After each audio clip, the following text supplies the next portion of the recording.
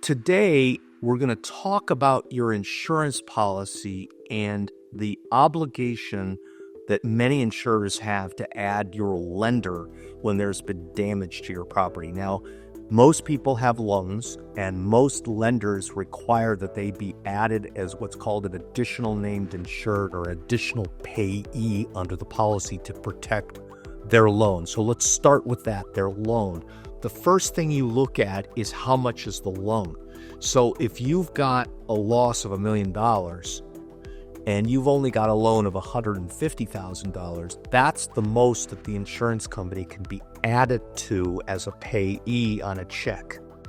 A lot of times what insurance companies will try to do to protect themselves is add the lender to every single check that's issued. Now, that's not right. They should only be able to add the lender to the amount of checks related to the loan you have. Now, that doesn't mean that the lender can call the loan, in other words, require you to pay the loan back. What it requires is that the lender will ask sometimes to hold the money.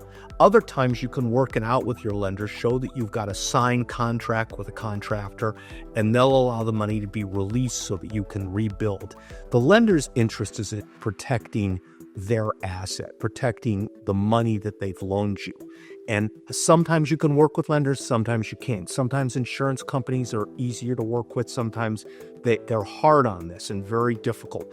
But understanding that your lender may be added as a payee on a check and how to deal with that early is important to rebuilding and being able to rebuild, if that's your choice. If your choice is to simply pay the loan off and use the money to pay the loan off, you can do that too. Remember, it's your money.